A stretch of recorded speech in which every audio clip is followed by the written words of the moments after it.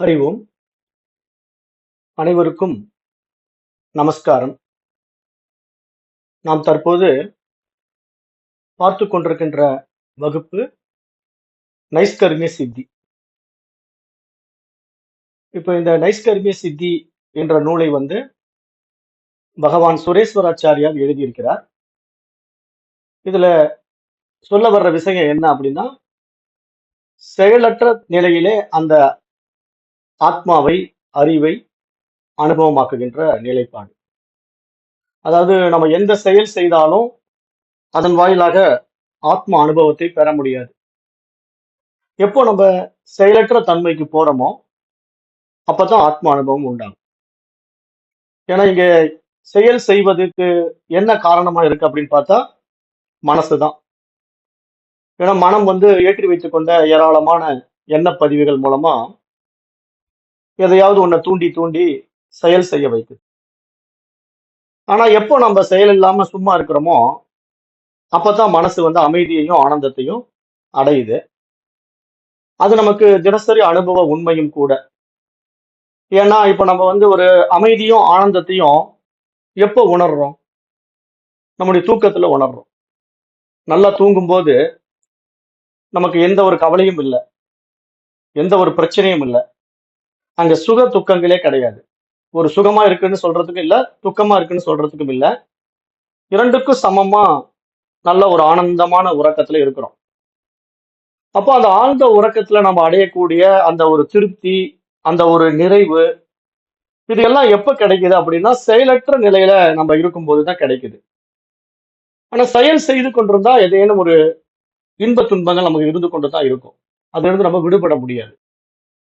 அப்போ இந்த செயலற்ற தன்மையினுடைய நோக்கம் என்ன? செய்யும் செயல் விளைவுகளால் நமக்கு வருகின்ற லாபம் என்ன அப்படிங்கிறதையும் நம்ம இங்க விசாரம் செய்து பார்க்கணும். அதற்குத்தான் நமக்கு விவேகம் கொடுக்கப்பட்டிருக்கு. ஏன்னா மனித அறிவின் மகத்துவம் அதுதான். அப்ப அந்த அடிப்படையில நாம கடந்த பாடங்கள்ல என்ன பார்த்தோம் அப்படின்னு பாத்தீங்கன்னா, இப்ப அறிவு மட்டும்தான் இருக்குதுன்னு சொன்னோம் இல்லையா? வேத சாஸ்திரம் என்ன சொல்லுது? பிரம்மம் மட்டும்தான் இருக்குது அப்படின்னு சொல்லுது.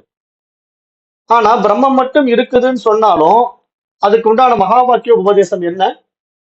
பிரம்மம் சத்தியம், ஜகத் மித்யா அப்படிங்கிற ஒரு மகா வாக்கிய உபதேசத்தை நம்ம பார்க்கிறோம். இப்ப நம்ம இங்க என்ன புரிஞ்சுக்கணும் அப்படின்னா, வேதம் சொல்ல வர்ற விஷயம் என்ன அப்படின்னு பார்த்தா, பிரம்மம் சத்தியம், இந்த ஜகத் மித்யா.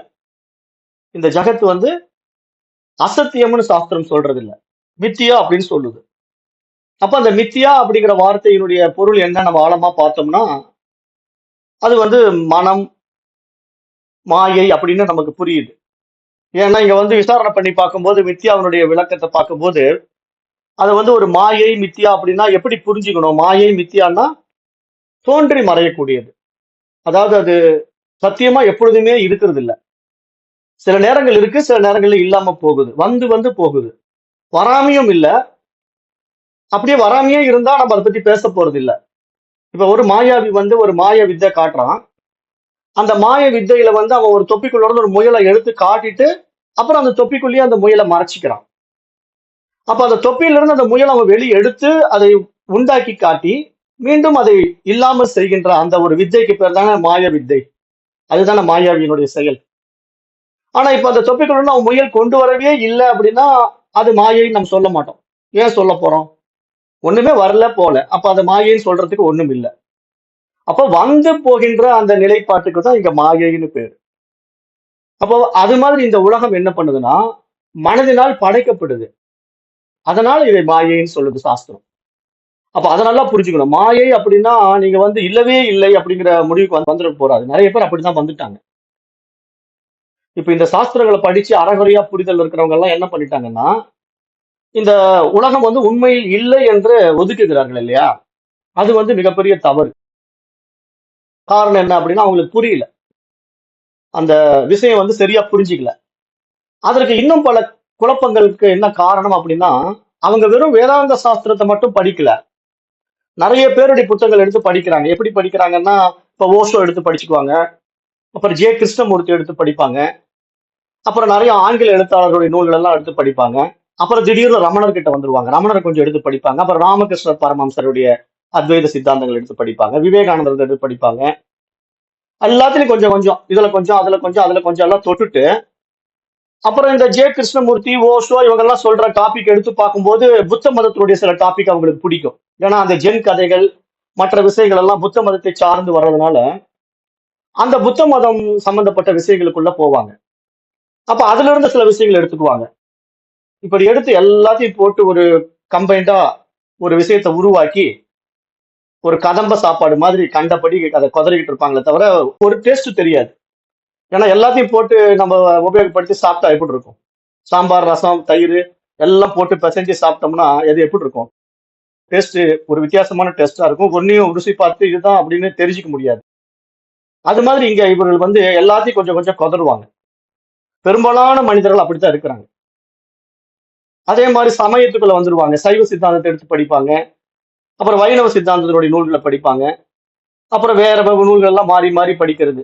பௌத்த மதத்தினுடைய நூல்களை படிக்கிறது, சமண மதத்தினுடைய நூல்களை படிக்கிறது, அப்புறம் தியானம், யோகா அப்படின்ட்டு நிறைய விஷயங்களை ஒவ்வொருத்தருடைய கருத்துக்களை இருந்து வெளியே எடுத்து எடுத்து கண்டபடி படிச்சுதான் மனக்குழப்பங்களுக்கு ஆளாகிறாங்க.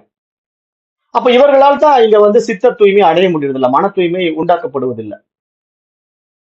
அதை நம்ம இங்க புரிஞ்சுக்கணும். அது ரொம்ப ரொம்ப முக்கியம்.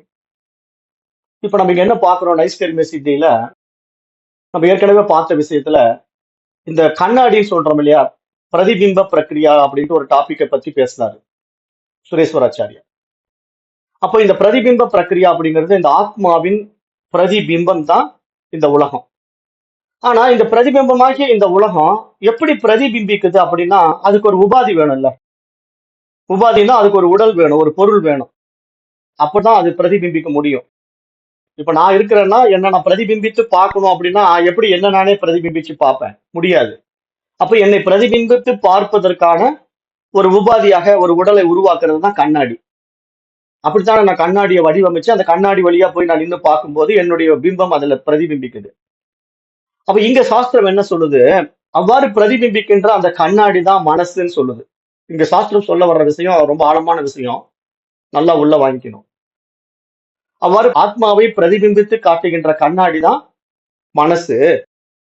அந்த மனசு வந்து கண்ணாடியா இருக்கிறதுனால இங்க ஆத்மா என்ன, சாட்சி சைத்தன்யம் தான் ஆத்மா. எல்லாவற்றையும் பார்த்து கொண்டிருக்கின்ற, எல்லாவற்றையும் அறிந்து கொண்டிருக்கின்ற அறிவாக சாட்சி இருக்கிறதுனால, அந்த அறிவு இருக்கிறதுனால அதனுடைய பிரதிபிம்பமான சைத்தன்ய முகத்தை நம்ம உதாரணமா கடந்த முறை பார்த்தோம். இப்ப கண்ணாடியில போய் தெரியும் போது என்னுடைய முகம் அதுல பிரதிபிம்பிக்குது.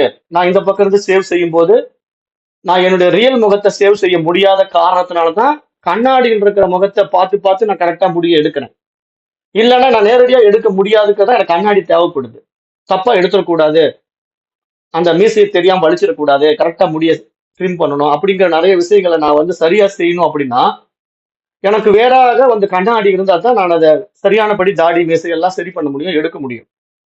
அப்ப அந்த மாதிரி இங்க நீங்க ஆத்மாவை அறிந்து கொள்ள வேண்டும் என்றால் மனதை நீக்கிவிட்டு அந்த ஆத்மா அனுபவத்தை பெறவே முடியாது அப்படின்னு நீங்க சொல்றாரு. இங்க சுரேஸ்வராச்சாரியார் சொல்லக்கூடிய சப்ஜெக்ட் என்ன அப்படின்னா, நம்ம இடத்துல இருக்கிற இந்த மனதை வந்து நம்ம வேதாந்த சாஸ்திரத்தின் மூலியா நீக்கிறோம். அந்த நீக்கிறதுங்கிறது என்னன்னா இதெல்லாம் நான் இல்லைங்கிற புரிதலுக்காக நீக்கிட்டே வரோம். ஆனா இந்த இத்தனை விஷயங்களும் நீக்குவதற்கான ஒரு அடிப்படை விஷயமாக அதே மனசு இருந்தா தான் நம்ம இதெல்லாம் செய்ய முடியும். ஏன்னா நீங்க மனசே இல்லாம இந்த பாடத்திட்டத்துல வந்து எப்படி நம்ம சொல்றதை கேட்பீங்க? கேட்க முடியாது இல்லையா? அப்போ ஒரு கேள்வி கேட்கலாம். பூர்வ பட்சிக்கு என்ன கேட்பான்னா, இப்ப நீங்க வேதாந்த சாஸ்திரத்துல வந்து உடல் நான் அல்ல, மனம் நான் அல்ல அப்படின்ட்டு நீங்க ஒவ்வொன்றா நீக்குறீங்க. அப்ப மனமே நான் அல்ல அப்படின்னு புத்தி நான் அல்லன்ட்டு நீக்கின பிறகு இங்க யாருக்கு யார் சொல்லி புரிய வைக்கிறீங்க? அங்க மனசும் கிடையாது, புத்தியும் கிடையாது. அப்ப நீங்க எப்படி புரிஞ்சுக்குவான் எதிரில் இருக்கிறவன்? நீங்க சொல்லக்கூடிய விஷயத்த புரிஞ்சு கொள்றதுக்கு அவன் என்ன ஜடமா? அப்ப இது சாத்தியமான ஒரு விஷயமா இல்லையே அப்படிங்கிற ஒரு கேள்வியை பூர்வபட்சி எழுப்பக்கூடாது அப்படிங்கிறதுக்காகவே மகான்கள் என்ன சொல்றாங்கன்னா, இங்க மனதை நீக்குவது அப்படிங்கிறது என்னன்னா அந்த மனமா அது இருக்கக்கூடாது. ஆனா அந்த மனதின் உயர் பரிமாணம் அறிவா மாறிடணும். விஷயம் இவ்வளவுதான்.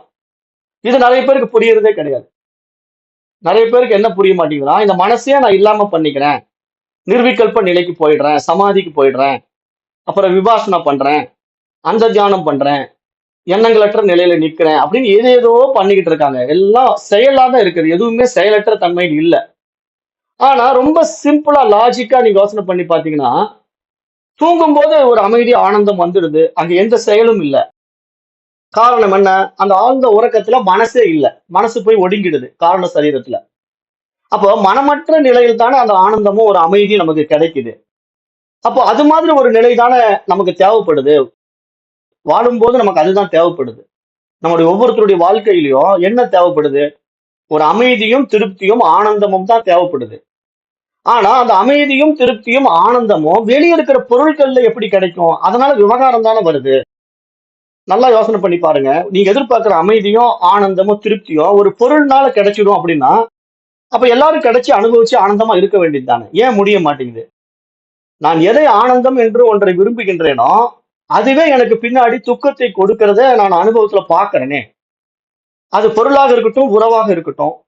இப்ப நான் வந்து ஒரு காஸ்ட்லி ஃபோன் வாங்குறேன். Apple phone. ஒரு 1,50,000 போட்டு ஒரு ஆப்பிள் ஃபோன் வாங்குறேன். அந்த ஆப்பிள் ஃபோன வச்சு நான் பேசிக்கிட்டு இருக்கும்போது கை தவறி அது கீழ விழுந்து அப்படியே சில்லு சில்லா உடைஞ்சிடுதுன்னு வச்சுக்கோங்க. இப்ப அந்த ஆப்பிள் ஃபோன் தானே எனக்கு சந்தோஷத்த குடுத்தது. 1,50,000 போட்டு வாங்குன அந்த ஆப்பிள் ஃபோன் தான் எனக்கு சந்தோஷத்த குடுத்தது. ஆனா அது கை தவறி கீழ விழுந்து உடைஞ்சு போன உடனே அந்த 1,50,000 ஃபோன் உடைஞ்சு போச்சேங்கிற துக்கத்தையும் அதே ஆப்பிள் ஃபோன் தான் எனக்கு குடுத்தது.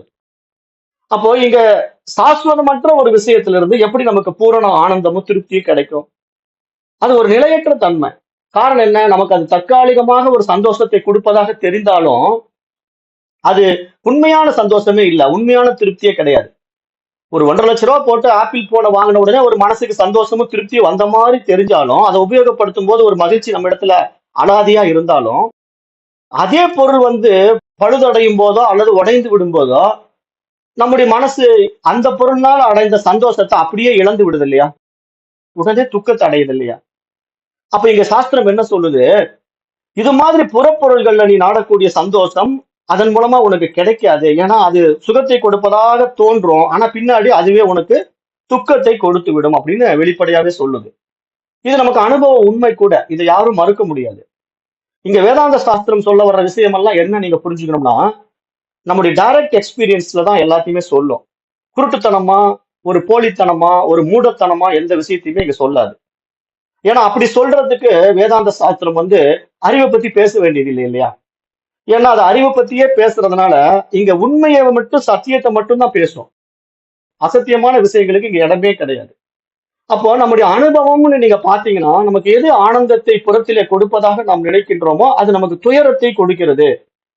அது பொருள்ல பார்த்த மாதிரி உறவுகள்லயும் அப்படித்தானே. உறவுகள்ல எப்படி எடுத்துக்கலாம்? இப்ப எனக்கு ரொம்ப விருப்பமான நண்பர் ஒருத்தர் இறந்து போயிட்டாருன்னா எனக்கு எவ்வளவு துக்கமா இருக்கு.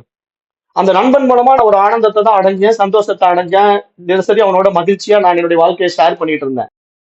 ஆனா அதே நண்பன் என்னை விட்டு போகும்போது என்னால அந்த துக்கத்தை தாங்க முடியல. அப்ப உறவுகள் இப்படித்தானே. அப்ப அந்த உறவு நமக்கு பூரண திருப்தியை கொடுத்துருதா, பூரண சந்தோஷத்தை கொடுத்துதா, பூரண அமைதியை கொடுத்துருதான்னா இல்லையே.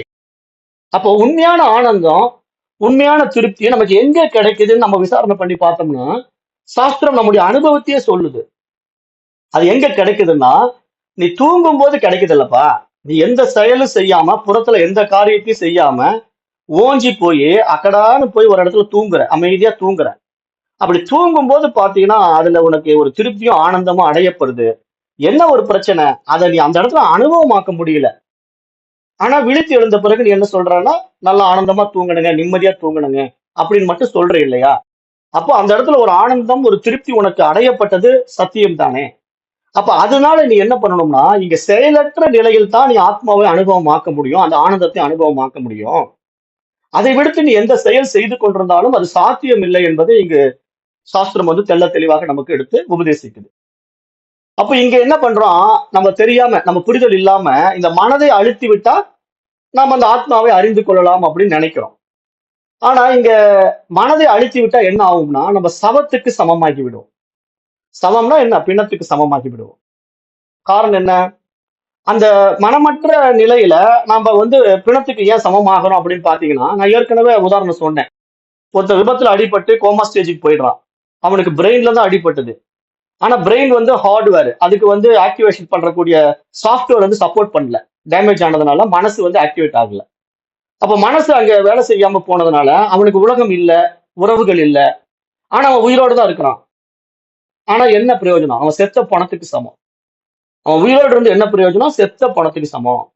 அப்ப தூங்கும்போது கூட நான் எல்லாவற்றையும் இழந்து விட்டு தூங்குறேன் இல்லையா? அப்பவும் நான் செத்த பணத்துக்கு தான் சமம். ஏன்னா உலகம் தெரியல, ஒன்றையும் நான் அனுபவமாக்க முடியல, ஆழ்ந்த உறக்கத்துக்குள்ள போயிடுறேன். ஆனந்தமா அமைதி கூட எனக்கு கிடைக்கல அந்த இடத்துல. ஆனா கிடைக்கிறது எப்ப தெரிஞ்சுக்கிறேன்? விழிப்பு நிலையில வந்துதான் தெரிஞ்சுக்கிறேன். அந்த இடத்துலயே தெரிஞ்சுக்கிட்டு இருந்தேன்னா அந்த ஆழ்ந்த உறக்கத்தை நான் ஏன் செத்த பணத்துக்கு சமம்னு சொல்ல போறேன்?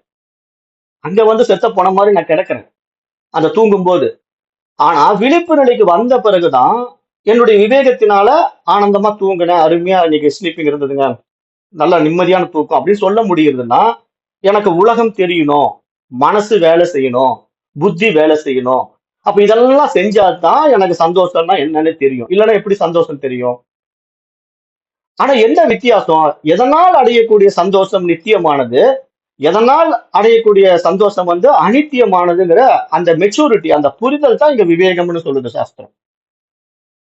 அப்ப இங்க என்ன சொல்ல வராரு இங்க இவரு, நம்ம சுரேஸ்வராச்சாரியார், அந்த மனதை அழித்து விட்டால் நீ சவத்திற்கு சமமாகி விடுவாய். எந்த அனுபவத்தையும் உன்னால் அடைய முடியாது.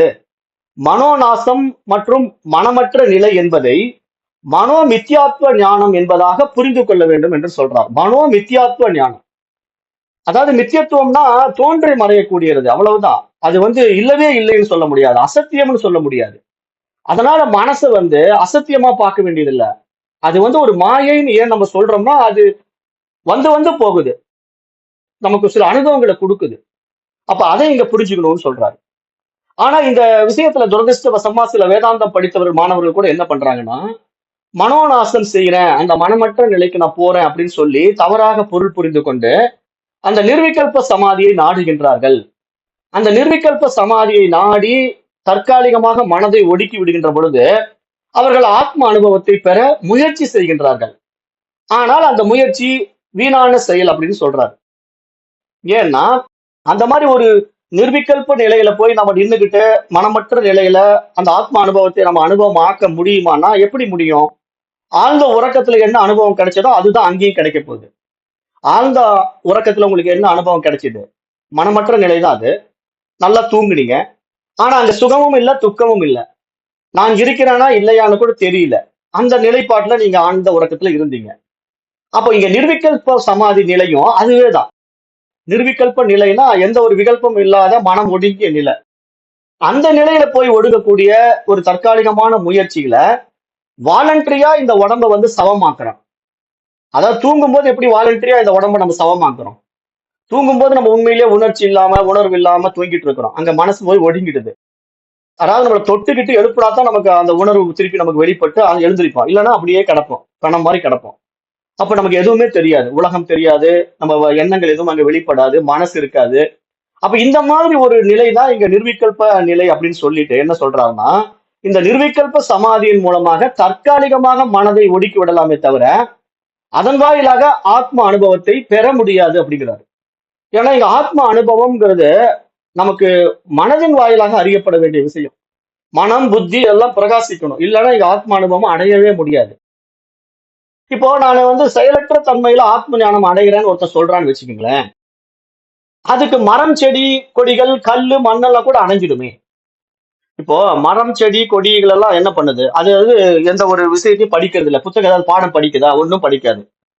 அப்புறம் வந்து ஒரு கல்லு, மண்ணுக்கெல்லாம் ஏதாவது தெரியுமா? ஒண்ணும் தெரியாது. அப்ப அது அமைதியா இருக்குது. எந்த ஒரு எண்ணங்களும் அது கிடையாது. அப்ப அது ஆத்ம ஞானத்தை அடைஞ்சிட வேண்டியதுதானே. கல்லு, மண்ணெல்லாம் ஆத்ம ஞானத்தை அடைய வேண்டியதுதானே. மரம், செடி, கொடிகள், மிருகங்கள், பறவைகள் எல்லாம் ஆத்ம ஞானத்தை அடைய வேண்டியதுதானே. ஏன் அடைய மாட்டேங்குது? அதுதான் புரிய மாட்டேங்குது. மக்களுக்கு என்ன புரிய மாட்டேங்குதுன்னா, ஐந்தறிவு பெற்ற ஜீவராசிகள் வரைக்குமே ஆத்ம ஞானத்தை அடைய முடியலங்கிறது தெரியுது. ஏன் முடியலன்னு விசாரணை பண்ணி பார்த்தா அதற்கு விவேகம் தேவைன்னு சாஸ்திரம் சொல்லுது. அதை மட்டும் யாரும் ஏத்துக்க மாட்டேங்கிறாங்க. விவேகம் எதற்காக தேவை? மனித அறிவுக்குள்ள வந்தாதான்ப்பா நீ வந்து விசாரணை செய்து நீ யாருன்னு உன்னை தெரிஞ்சுக்க முடியும். அதை தவிர நீ வேற எந்த காரியத்தை செஞ்சுக்கிட்டு இருந்தாலும் நீ மிருகத்துக்கு சமம்னு சாஸ்திரம் சொல்லுது. ஏன்னா மிருகமோ, பறவையோ, புழு பூச்சிகளோ, ஒரு கல்லு, மண்ணோ, தாவரங்களோ என்ன பண்ணுது? அது வேலையை செஞ்சுக்கிட்டு இருந்தாலும் அதுக்கு ஒண்ணும் தெரியாது. நான் யார் என்று அதனால் உணரவே முடியாது, தெரிந்து கொள்ளவே முடியாது. காரணம் என்னன்னா அவைகளுக்கு பிரத்யேக பகுத்தறிவு கொடுக்கப்படவில்லை. ஆனால் மனிதன் அரிதான இந்த மனித பிறவில வந்து நன்மை தீமைகளை பகுத்தறியக்கூடிய பிரத்யேக பகுத்தறிவை பெற்றதுனால இவனுக்குத்தான் கல்வி கொடுக்கப்பட வேண்டிய அவசியம் இருக்கிறதுன்னு நான் மீண்டும் மீண்டும் சொல்றேன். ஏன்னா கல்வி மனிதனுக்காகவே உண்டாக்கப்பட்டது. அப்போ இந்த கல்வியின் வாயிலாகத்தான் இந்த சாஸ்திர ஞானத்தை நம்ம பெற்று நம்ம இதை அடைய முடியும். நிறைய பேர் என்ன சொல்றாங்கன்னா, சும்மா இருந்தாலும் அடைஞ்சிடலாங்க. எதுக்கு நீங்க போய் சாஸ்திரம் எல்லாம் படிச்சுட்டு இருக்கீங்க? நேரம் வேஸ்ட். நீங்க அதனால ஒண்ணும் பெருசா சாதிக்க முடியாது. நீங்க சும்மா இருந்து பாருங்க அடைஞ்சிருவீங்க. உள்ள இருந்து மலர வேண்டியது. வெளியிருந்து எதையுமே கொடுக்க வேண்டியது இல்ல. எதையும் செய்ய வேண்டியது இல்லைன்னு சொல்றாங்க. ஆனா ஏன் அப்படி சொல்றாங்கன்னா, அவங்களுக்கு புரியல. என்ன புரியலன்னா, செயலற்ற தன்மையில் ஆத்மாவை அனுபவமாக்க முடியுங்கிற விஷயத்த அவங்க புரிஞ்சு வச்சுக்கிட்டாங்க. அது மட்டும் அவங்களுக்கு பரோட்ச ஞானம். பரோட்ச ஞானம்னா ஏற்றி வைக்கப்பட்ட ஒரு எண்ணம். அப்ப என்ன சொல்லிட்டாங்கன்னா, செயலற்ற தன்மையில் ஆத்மா அனுபவத்தை அடைய முடியும்னு தெரிஞ்சு வச்சுக்கிட்டதுனால, நீ ஏன்பா அதை இதை செஞ்சுட்டு இருக்கிற? ஒன்னும் படிக்க வேண்டாம், ஒன்னும் கேட்க வேண்டாம், தியானம் பண்ணாத, தவம் பண்ணாத, ஜபம் பண்ணாத, சும்மா இரு. உனக்கு அந்த ஆத்ம அனுபவம் உண்டாகும்னு சொல்றாங்க. அப்போ நான் அதான் கேட்கிறேன். இந்த மிருகங்கள் எல்லாம் ஜபம் பண்ணுதா, தவம் பண்ணுதா, தியானம் பண்ணுதா? அது வேலையை அது பண்ணிட்டு சும்மா தான் இருக்குது. மனுஷனும் அந்த வேலையை பண்ணிட்டு சும்மா தான் இருக்கணும். அப்ப அவனுக்கு ஆத்ம ஞானம் தானா வரணும் இல்ல? ஏன் வரமாட்டேங்குது? அப்போ இங்க அதனாலதான் நம்ம மீண்டும் மீண்டும் சொல்றோம், பறவைகளோ மிருகங்களோ நம்மை போலவே அதுங்க சும்மா தான் இருக்குது. மனிதன் எப்படி சாப்பிட்டுட்டு தூங்கிட்டு புணர்ச்சிகளை ஈடுபட்டுக்கிட்டு குழந்தை குட்டியை பெற்றுக்கிட்டு அப்புறம் ஜாலியா இருந்துகிட்டு நான் சும்மா தான் இருக்கிறேன் சும்மா தான் இருக்கிறேன்னு சொல்லிக்கிட்டே இருந்தான்னா அவனுக்கு எப்படி ஆத்ம ஞானம் வரும்? அதே மாதிரிதானே மிருகங்களும் பண்ணுது. வேலைக்கு திங்குது, பேழுது, புணர்ச்சியில் ஈடுபட்டு குழந்தை குட்டியில பெற்றுக்குது, நல்லா தூங்குது. அப்ப அதுங்களுக்கு ஆத்ம ஞானம் வந்திருக்கணும் இல்ல? அப்ப ஏன் வரமாட்டேங்குது? அப்ப இதை நம்ம விவேகத்தினால விசாரணை செஞ்சு பார்த்தா நமக்கு என்ன புரியணும்னா, படைக்கப்பட்ட ஜீவராசிகளில பகுத்தறிவு உள்ள மனிதனுக்கு தான் பாடத்திட்டங்கள் தேவைப்படுது. அப்ப அந்த பாடத்திட்டத்தின் மூலமா அவனுக்கு தன்னை யார் என்று காட்டி கொடுக்க வேண்டி இருக்கிறது. அப்படி காட்டி கொடுக்கும் போது அவனிடத்தில் இருக்கின்ற அறியாமைகள் நீக்கப்பட வேண்டி இருக்கிறது. ஏனென்றால் அவன் ஏற்கனவே பல பிறவிகளாக ஏற்றி வைத்துக் கொண்ட ஏராளமான சம்ஸ்கார பதிவுகள் அவனுக்கு வாசனைகளாக வெளிப்பட்டு கொண்டே இருக்கிறது. அந்த வெளிப்பாடுகள் அவன் என்ன பண்ணுதுன்னா அவனுடைய உண்மைத்தன்மையை உணர முடியாமல் தடுக்கிறது. அதனால அவன் மனம் போன போக்கிலே போய்கொண்டிருக்கின்றான். அப்ப இவனுக்கு இந்த இடத்துல பகுத்தறிவு வேலை செய்ய ஆரம்பிச்சதுன்னா அவன் விசாரணை பண்ணி பார்க்கணும். ஏன் நான் வந்து அந்த மிருகம் மாதிரியே வாழ்றேன்? ஏன் அந்த 5 அறிவு படைத்த ஜீவராசிகள் மாதிரியே நானும் வந்து சாப்பிடுறேன், தூங்குறேன், பேழ்றேன், டாய்லெட் போய்கிட்டு இருக்கேன், ஆனா குழந்தை குட்டி பெத்துக்கிறேன், உலக விவகாரங்கள்ல ஈடுபட்டு இருக்கிறேன். என்ன பிரயோஜனம்? எதையாவது நான் சாதிச்சேனா? மிருகம் மாதிரியே வாழ்ந்து மிருகம் மாதிரியே சாவறதுக்கா மனித பிறவி? அப்போ இந்த மனித பிறவினுடைய மகத்துவம் என்ன அப்படின்னு நான் கொஞ்சம் விசாரணை பண்ணி பார்த்தா அந்த விவேகம் தான் இங்க மகத்துவம். எந்த ஜீவராசிகளுக்கும் கிடைக்காத அறிவு பரிமாணத்தின் உயர் பரிமாணமான 6ஆம் அறிவு பரிமாணத்தில் வந்த விவேகம் தான், பகுத்தறிவு தான் இங்க மகத்துவம். அரிதறிது மானிடராய் பிறத்தல் அரிதுங்கிற மகத்துவம். அப்போ அந்த மகத்துவம் என்ன? கல்வியின் மூலமாக கற்றுக்கொள்ள வேண்டிய விஷயம் இது. அப்ப நான் யார் என்ற ஒரு விசாரணைய சாஸ்திர ஞானத்தின் மூலமா நம்ம அடைய பெறும்போதுதான் அந்த சாஸ்திர உபதேசம் என்ன? தத்துவமசி, நீ அதுவாகவே இருக்கின்றாய் என்ற மிக உயரிய ஒரு விஷயத்தை நமக்கு எடுத்து சொல்லுதுன்னா, அது எப்படி நான் அதுவாகவே இருக்கிறேன் என்று நம்முடைய விவேகத்தினால நான் விசாரணை செய்து பார்க்கும்போது எனக்கு அதற்கான பாதை தெளிவுபட ஆரம்பிக்கிறது, கிடைத்து விடுகிறது. அதுதான் இங்க ஞானம். அப்ப அந்த ஞானத்தினாலே நான் என்னை தெரிந்து கொண்டு அந்த தூய அறிவாய் நான் பிரகாசிக்க முடியும். அப்படி பிரகாசிப்பதற்கான ஒரு அடிப்படை அறிவு தான் இங்க நமக்கு விவேகம் என்று சொல்லப்படுகிறது என்பதாக இங்க அவர் சொல்லி இங்க என்ன சொல்றாருன்னா, அந்த நிர்விகல்ப சமாதியில அடையக்கூடிய ஞானம் வந்து நீங்க வந்து தூக்கத்துல அடையிற மாதிரி ஒரு ஞானம் தான். அந்த தூக்கத்துல இருக்கக்கூடிய ஒரு அமைதியும் ஒரு ஆனந்தம் தான். அதை நாடி போகிறது ஒரு மூடத்தனம், முட்டாள்தனம். அதை செய்யாதீர்கள். அதனால நீங்க ஆத்ம அனுபவத்தை பெற முடியாது. காரணம் என்ன என்றால், ஆத்மா ஒரு பொருளாக அனுபவிக்க முடியாது. நமக்கு வேறொரு பொருளாக ஆத்மாவை அனுபவமாக்கவே முடியாது. ஏனென்றால் நாம் தேடும் பொருள் நானாகவே இருக்கிறதுனால எனக்கு வெளியே இருந்து நான் அதை எப்படி அனுபவமாக்க முடியும்? அது முடியாது. ஏனென்றால் ஆத்மா செயல் எதுவும் செய்வதில்லை. அது வெளியிருந்து எந்த ஒரு காரியத்தை செஞ்சு அடையக்கூடிய விஷயமே கிடையாது அப்படின்னு சொல்றாரு. அப்ப அந்த செயல் எதுவும் செய்வதில்லை தான் உண்மை. ஆத்மா எந்த செயலும் செய்யறதில்லை. ஏன்னா தூங்கும் போது அது தன்னுடைய நிலைப்பாட்டுக்கு வந்துருது, இயல்புல இருக்கு.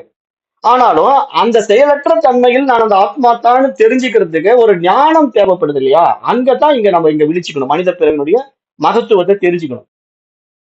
அப்போ இங்க ஆத்மா அனுபவம் அப்படிங்கிறது நம்முடைய மனம் புத்தி பதிவுகள்ல நம்ம இருக்கக்கூடிய இந்த நிலைப்பாட்டுல விழிப்பு நிலையில் அடையக்கூடிய ஒரு விசேஷத்தன்மை.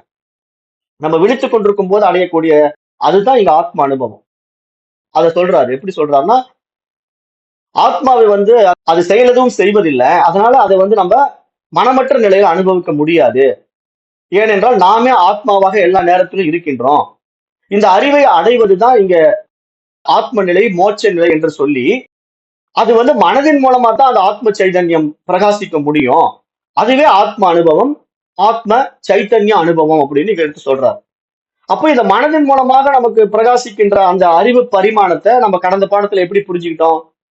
இந்த அறிவு தான் ஒவ்வொன்றும் வெளிப்படுத்துது. அப்ப அந்த அறிவு தான் இதை பேனான்னு தெரிஞ்சுக்குது, இதை பென்சில்னு தெரிஞ்சுக்குது.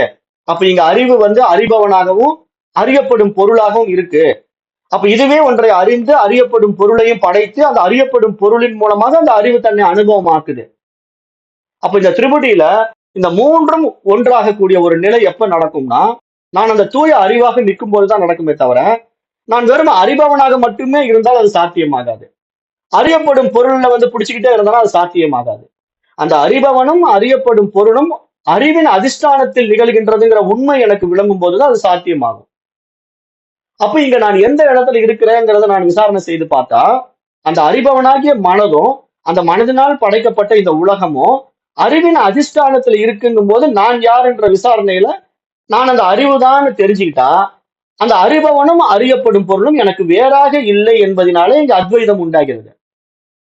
அப்ப அங்க இருமைகள் கிடையாது, இருப்பதெல்லாம் நானே, எல்லாம் என்னுள்ளே பிரகாசிக்கிறது. ஏனென்றால் அறிவாகி என்னுடைய பிரகாசத்தினால் தான் மனம் என்று ஒன்று படைக்கப்பட்டு அந்த மனதிலே நான் பிரகாசிக்க ஆரம்பித்து அந்த பிரகாசத்தினுடைய வெளிப்பாடாக இந்த உலகம் விரியுது அப்படிங்கிற ஒரு மிகப்பெரிய விஷயத்த இங்க சாஸ்திரம் நமக்கு புரிய வைக்க பார்க்குது. அப்ப இந்த மாதிரி விஷயத்துல நம்ம ரெண்டு விஷயங்களை மனதில் நிலைநிறுத்திக் கொள்ள வேண்டும் சொல்றாரு. என்ன சொல்றாருன்னா, இந்த எண்ணங்களால் எழுந்த மனதை நம்ம வைத்துக் கொள்ளும் நிலையில அந்த மனதினுடைய இருப்பால் தான் நாம் எல்லோரும் சாட்சி சைத்தன்ய அனுபவத்தை பெற முடியும் அப்படின்னு சொல்றாரு. இதைத்தான் நம்ம அகம் பிரம்மாஸ்மி என்று அழைக்கிறோம் என்று சொல்றாரு. ஏன்னா மனம்ங்கிற அந்த இருப்புல தான் நான் என்னை அறிந்து கொள்ள முடியும், நான் யார் என்று என்னை தெரிந்து கொள்ள முடியும். அதற்கு எனக்கு மனம் வேண்டியதா இருக்கு. ஏன்னா மனம் இருந்தா தான் இந்த பாடத்திட்டங்கள் உள்ள போய் அந்த விவேகத்தை அடைந்து தன்னை தெரிந்து கொள்ளும். ஆனா அந்த தெரிந்து கொண்ட மனதின் பரிமாணம்னு ஒன்று இருக்கு இல்லையா, மனசு வந்து லிஃப்ட் ஆகணும்னு சொல்லிக்கிட்டே இருக்கிறேன் நான். லிஃப்ட்னா என்ன? இப்ப நீங்க வந்து சின்ன குழந்தையா இருக்கும்போது விளையாட்டு சாமானை வச்சு விளையாடிட்டு இருந்தீங்க. இப்ப நீங்க வாலிப பருவத்தை அடைந்த பிறகு மீண்டும் அந்த விளையாட்டு சாமானை கொடுத்தா விளையாடுவீங்களா? இப்ப உங்களுடைய விளையாட்டு எங்க இருக்கும்? கேர்ள் ஃப்ரெண்ட்ஸோட, பாய் ஃப்ரெண்ட்ஸோட இருக்கும். அந்த இளமை பருவத்தினுடைய நோக்கம் என்னன்னா, சின்ன சின்ன டாய்ஸ் வச்சு விளையாட தோணாது, ரியலா விளையாட தோணும். அப்ப ரியல் விளையாட்டு எங்க? தன்னுடைய கேர்ள் ஃப்ரெண்ட்ஸ் கிட்டயும் பாய் ஃப்ரெண்ட்ஸ் கிட்டயும் ஜாலியா விளையாட விருப்பம் காட்டும். அதாவது அவங்க ரெண்டு பேரும் சேர்ந்து விளையாடக்கூடிய அந்த கிரிக்கெட்டோ, டென்னிஸோ அல்லது ஒரு நொண்டி விளையாட்டோ, ஏதோ ஒரு கேம். ஆனா அது லைவா இருக்கணும். அது ஒரு டாய்ஸ் மூலமா விளையாட்டா நமக்கு பிடிக்காது. காரணம் என்ன? மெச்சூரிட்டி அதிகமாகி இப்ப நம்ம வந்து வாலிப பருவத்தை அடைஞ்சிருக்கிறோம். அப்ப இது மாதிரி ஒவ்வொரு பருவமும் நமக்கு எப்படி அந்த அறிவு பரிமாணத்தை உயர்த்தி காட்டுதோ, அப்ப கீழ்நிலை விஷயங்களை வந்து நம்ம எப்படி அதை சாதாரணமா பார்க்கிறோமோ, அந்த விளையாட்டு பொம்மையை வச்சு விளையாடினதை வந்து இப்ப நம்ம ஏத்துக்க மாட்டோமோ, அது மாதிரி இங்க சாஸ்திரம் என்ன சொல்லுது? அந்த அகம் பிரம்மாஸ்மிங்கிற அந்த நிலைப்பாடற்கு அறிவு உயர்வதற்கு என்ன காரணம்னா, மனம் அந்த உயர் பரிமாணத்துக்கு உயர்ந்திருக்கிறது அப்படிங்கறத தான் இங்க நீங்க புரிஞ்சுக்கணும். அப்ப மனதை அந்த உயர் பரிமாணத்துக்கு நீங்க உயர்த்தாம சும்மா ஏற்றி வைத்துக் கொண்ட ஞானத்தை மட்டும் வச்சுக்கிட்டு அகம் பிரம்மாஸ்மின்னு நீங்க நிக்க பாத்தீங்கன்னா, அது என்ன நடக்கும்னா உங்களுடைய வாழ்க்கையில சர்க்கிள்களை உண்டு பண்ணும். எப்படி சர்க்கிள்களை உண்டு பண்ணும்னா, இப்ப வந்து மனம் அந்த உயர் பரிமாணத்துக்கு போகாம அகம் பிரம்மாஸ்மின்னு சொல்லிட்டு இருக்கிறவர்களே இப்ப என்ன பண்றாங்க? இது மாதிரி சாஸ்திர விஷயங்கள் அறகுறையா புரிஞ்சுக்கிட்டு மீண்டும் மீண்டும் சறுக்குறாங்க. அப்புறம் வந்து என்ன பண்றாங்க? ஒரு துயரம் வரும்போது துவண்டு போறாங்க. ஏன்னா இவர்களே பிரம்மம் தானே, அப்புறம் இவர்களுக்கு வேறாக இங்க உடலும் இல்லை, மனசும் இல்லை, எல்லாமே அந்த சைத்தன்ய ஸ்வரூபமா மாறிடுச்சுன்னா இரண்டாவதான ஒரு விஷயத்துல களங்கம் அடைய வேண்டியது இல்லை. ஆனா ஏன் களங்கம் வருது? மனம் வந்து இன்னும் அந்த உயர் பரிமாணத்துக்கு உயரல, அந்த சிறு குழந்தைத்தனமாவே இருக்கு மனசு. அப்ப அது ஒரு மெச்சூரிட்டின்னு ஒண்ணு வந்தா தான் அது புரிஞ்சுக்கும், இல்லைன்னா அது புரிஞ்சுக்காது. அதுக்கு தான் இங்க வந்து மெச்சூரிட்டி கொடுக்கணும், அதுக்கு இந்த கல்வி திட்டம் தேவைப்படுதுங்கிற மாதிரி சாஸ்திரம் சொல்லுது. அப்ப அந்த நிலையில நம்ம இந்த ஆத்ம சைதன்ய அனுபவத்தை நம்ம கொஞ்சம் மெச்சூரிட்டியில வந்து எடுத்துக்கும் போது அதை ரெண்டு விதத்துல பார்க்கலாம்னு சொல்லிட்டு, அந்த பிரதிபிம்ப சைத்தன்ய அனுபவம், பிம்ப சைத்தன்ய அனுபவம் என்று இரண்டு விஷயங்களை இங்க சாஸ்திரம் சுட்டி காட்டுது. அந்த பிரதிபிம்ப சைத்தன்ய அனுபவம்ங்கிறது என்னன்னா, நான் ஏற்கனவே சொன்ன மாதிரி கண்ணாடியில போய் நான் நிற்கும் போது, கண்ணாடி முன்னாடி போய் நான் நிற்கும் போது என்னுடைய பிரதிபிம்பமா என்னுடைய முகமே பிம்பிக்குது, அந்த கண்ணாடியில பிரதிபிம்பிக்குது. அப்ப பிரதிபிம்பிக்கின்ற அந்த முகம் வந்து என்னுடைய பிரதிபிம்பம் தான். ஆனா நான் சேவ் பண்றது என்னுடைய ரியல் முகத்துக்கு தான் செய்ய போறேன், செய்ய வேணும். ஆனாலும் நான் எனக்கு என்னன்னா ரியல் முகத்துல செய்யும் போது சில சிக்கல்கள் வந்துடும், கொஞ்சம் எச்சி கம்மியா வலிச்சிடுவேன், மீச தெரியாம எடுத்துடுவேன். அதனால கண்ணாடியில பார்த்து சரியா நான் சேவ் பண்ணணுங்கிறதுக்காக அந்த பிரதிபிம்ப முக அனுபவத்தை நான் விரும்புறேன். அதை விரும்பி நான் என்ன பண்றேன், அந்த கண்ணாடியின் மூலமாக பிரதிபிம்பத்துக்கே சேவ் பண்ற மாதிரி நான் இங்க செஞ்சுக்கிட்டு இருக்கிறேன். அந்த கண்ணாடியில் இருக்கிற முகத்தை தான் நான் உண்மையா நினைச்சுக்கிட்டு அதுக்கு சேவ் பண்ணிக்கிட்டே இருக்கிறேன். ஆனா அதுக்கு நான் செய்யற சேவ் வந்து இங்க நான் என்னுடைய உண்மை முகத்தை ஒழுங்குபடுத்தி காட்டுது. அப்ப இந்த பிரதிபிம்ப சைத்தன்ய அனுபவம்ங்கிறது எப்படி நடக்குதுன்னா, இந்த மனதின் மூலமா நடக்குதுன்னு சொல்லுது. எப்படி கண்ணாடியின் மூலமா உங்களுக்கு பிரதிபிம்ப சைத்தன்ய அனுபவத்தின் மூலமா நீங்க சேவ் செய்றீங்களோ, அது மாதிரி இந்த அறிவு என்ன பண்ணுதுன்னா, கண்ணாடி என்கின்ற மனதின் மூலமாக இந்த உலக அனுபவத்தை உண்டாக்குதுன்னு சொல்லுது. இந்த பாயிண்ட் நல்லா புரிஞ்சுக்கணும். இந்த உலக அனுபவம் எப்படி உண்டாகுதுன்னா, இந்த ஆத்மாவுக்கு மனம் என்னும் கண்ணாடியின் மூலமா உண்டாகுது. ஆனா மனம் என்னும் கண்ணாடியின் மூலமா அந்த உலக அனுபவம் உண்டானாலும் அந்த உலக அனுபவம் உண்மையா? கிடையாது. இந்த பக்கம் இருக்கிறது தான் உண்மை. கண்ணாடியில் இந்த பக்கம் இருக்கிற நான் தான் உண்மை. ஆனா கண்ணாடியில் தெரிகின்ற பிம்பம்ங்கிறது எனக்கு நல்லா தெரியும். எனக்கு அந்த அறிவுல தான் நான் அந்த கண்ணாடியில பார்த்து சேவ் பண்ணிட்டு இருக்கேன். அந்த மெச்சூரிட்டி இல்லாம நான் சேவ் பண்ண மாட்டேன். இங்க நான் ரியலா நான் இந்த பக்கம் இருக்கிறேன். ஆனா கண்ணாடியில் இருக்கிறது என்னோட பிம்பம் தான். ஆனா அந்த பிம்பத்துக்கு தான் நான் சேவ் செஞ்சுட்டு இருக்கிறேன். ஆனா உண்மையில அந்த சேவிங் பிம்பத்துக்கு செஞ்சாலும் என்னுடைய ரியலான முகத்துல தான் செய்யப்படுதுங்கிற அந்த அறிவு, அந்த தெளிவு எனக்கு எப்படி இருக்குதோ, அது மாதிரி இங்க என்ன சொல்றாருன்னா, அந்த கண்ணாடி உதாரணத்துல அந்த பிம்பத்திற்கு சேவ் செய்வதாக நம்ம நினைச்சுக்கிட்டு நம்ம உண்மை முகத்தை நம்ம சேவ் செஞ்சுட்டு இருக்கிற மாதிரி, இங்க இந்த உலகத்தை படைச்சுக்கிட்டு இருக்கிற மாதிரி மனசு நினைச்சாலும், ஆனா மனசு அதை படைக்கிறது இல்ல. இந்த பக்கம் அறிவு இருக்கிறதுனாலதான் மனதினால் அந்த பிம்பம் உண்டாக்கப்படுது, இந்த உலகம் உண்டாக்கப்படுது. அப்ப இந்த உலகம் என்ற ஒரு விஷயம் அந்த அறிவாக மலருது இல்லையா? பேனா, பென்சில் சின்ன சின்ன விஷயங்கள்ல இருந்து இவ்வளவு பிரம்மாண்ட உலகம் உண்டாகுது இல்லையா? அது மனதின் மூலமாக உண்டாக்கப்பட்டதாக நமக்கு தெரிந்தாலும், உண்மையில் அந்த மனம் என்ற கண்ணாடியில இந்த அறிவே தான் பிம்பிக்குது. அப்ப அந்த அறிவு இருக்கிறதுனால தான் இந்த உலகம் இருக்கிறதுங்கிறத நல்லா புரிஞ்சுக்கணும். அப்படி புரிஞ்சுக்கிட்டதுனால இப்ப நான் இந்த பக்கம் இருக்கிற என்னுடைய உருவம் தான் கண்ணாடியை தெரிஞ்சாலும் அது தோன்றி மறையக்கூடிய உருவம் தான். அது சத்தியமா அங்கேயே இருக்காது. நான் போயிட்டேன்னா கண்ணாடியில அது காணாம போயிடும். அது மாதிரி அறிவு வந்து தன்னை அறிந்து கொள்வதற்கான ஒரு சூழ்நிலையில மனதை பயன்படுத்தி இந்த உலகத்தை பார்த்தாலும் அந்த அறிவுக்கு அது தேவையில்லைன்னு நினைக்கும் போது மீண்டும் இந்த உலகம் இல்லாம மறைஞ்சு போகும்.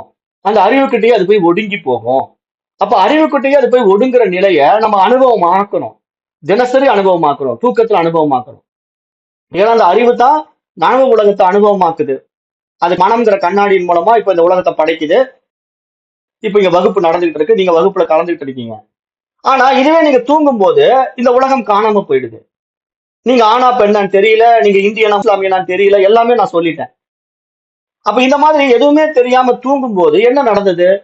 அங்க மனம்ங்கிற கண்ணாடி இல்ல. அப்ப அறிவு அறிவா இருக்கு. இது நல்லா புரிஞ்சுக்கணும். அறிவு அறிவா இருக்குது. அப்ப நான் நானா இருக்கிறேன். கண்ணாடியில் இல்லாத பொழுது நான் நானா இருக்கிறேன். கண்ணாடியில பார்க்கும் போதுதான் என்னுடைய இன்னொரு பிம்பம் உண்டாகும். அது மாதிரி அறிவு அறிவா இருக்கிற நிலைதான் இங்க அந்த உண்மை நிலை. அந்த நிலையை அடைய ஆசைப்படுறோம் நம்ம. சத்தியமா நம்ம அந்த நிலையில தான் இருக்கிறோம். ஆனா அந்த நிலையில இருக்கும் போது என்ன தெரிஞ்சுக்க முடியாது அப்படின்னு சொல்றாரு. ஏன் தெரிஞ்சுக்க முடியாதுன்னா, இப்ப நான் இருக்கிறேன்னா என்ன நான் தெரிஞ்சுக்கணும்னா கண்ணாடி இருந்தா தான் நான் என் முகத்தை பார்க்க முடியும். இல்லைன்னா என்னுடைய கண்களை நானே பார்க்க முடியாது. என்னுடைய முகத்தை நானே பார்க்க முடியாது. அப்ப என்னுடைய முகத்தை நானே பார்க்க வேண்டும் என்றால், என்னுடைய கண்ணை நானே பார்க்க வேண்டும் என்றால் எனக்கு கண்ணாடி கண்டிப்பாக வேண்டும். கண்ணாடி இல்லாமல் என்னை நான் காணவே முடியாது. அப்படி இருக்கும்போது எனக்கு எதற்காக கண்ணாடி தேவைப்படுது? என்னை நான் பார்ப்பதற்காக. அதுபோல அறிவுக்கு ஏன் மனம் தேவைப்படுகின்றது என்றால், அறிவு தன்னைத்தான் உணர்வதற்காக. இதுதான் பாயிண்ட். அப்ப அறிவு தன்னைத்தான் அனுபவமாக்குவதற்காக மனதை கொண்டு வந்து மனதின் மூலமாக தன்னை அனுபவமாக்குது. ஆனா மனதின் மூலமாக அனுபவமாக்குகின்ற அந்த அனுபவங்கள் எல்லாம் மனதிற்கே உரித்தானது, அறிவுக்கு அவசியம் இல்லை.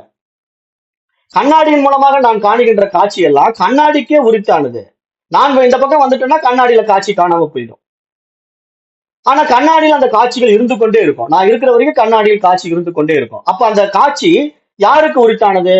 எனக்கு உரித்தானது கிடையாது, கண்ணாடிக்கு உரித்தானது. கண்ணாடியில் தெரிகின்ற பிம்பம் கண்ணாடிக்கு வேறாக இல்லை. கண்ணாடியிலேயே இருக்கிறது அந்த பிம்பம். நல்லா புரிஞ்சுக்கணும். இதெல்லாம் ரொம்ப முக்கியமான பாயிண்ட். இது எந்த அளவுக்கு நீங்க அண்டர்ஸ்டாண்டிங் கெப்பாசிட்டியில புடிச்சுக்கிறீங்களோ அந்த அளவுக்கு நீங்க வந்து சீக்கிரம் இந்த விஷயத்துல ஜெயிச்சிடுவீங்க. அப்ப கண்ணாடியில் தெரிகின்ற பிம்பம் கண்ணாடிக்கு வேறாக இல்லைங்கிறத எப்படி புரியுதோ அது மாதிரி மனதில் தெரிகின்ற இந்த உலகம் மனதிற்கு வேறாக இல்லை. ஆனா உண்மை என்ன? இந்த மனமே பொய், கண்ணாடியே பொய். அப்ப கண்ணாடியே அங்க இல்லாம போயிட்டா அந்த பிம்பம் வரவே வராது. அது மாதிரி மனமே இல்லாம போயிட்டா அறிவு இருக்கவே இருக்காது. அப்போ அறிவு ஒடுங்கிய நிலையில நீங்க எப்படி அனுபவமாக்க முடியும்? அதுதான் நிர்விகல்ப சமாதி நிலை. அதுதான் இங்க வந்து காரண சரீர நிலை. அதுதான் நம்முடைய சுயமான நிலை. அப்ப இங்க நம்முடைய சுயமான நிலைக்குள்ள நம்ம நுழைஞ்சிட்டோம் அப்படின்னா நமக்கு எந்த அனுபவங்களும் கிடையாது, எதுவுமே தெரியாது. அந்த நிலை தான் இங்க அறிவின் நிலை. அந்த நிலைக்கு வந்து நம்ம எப்பவுமே இருக்கிறோம், என்றைக்கும் இருந்து கொண்டிருக்கிறோம். ஆனா நம்ம இந்த உலகம்ங்கிற ஒரு விஷயத்தை உண்டாக்கி இந்த உலகத்துல நம்ம மனதின் மூலமா படைக்கப்பட்ட இத்தனை விஷயங்களும் தன்னை அறிந்து கொள்வதனால் உண்டாகின்ற ஆனந்தம் இருக்கு.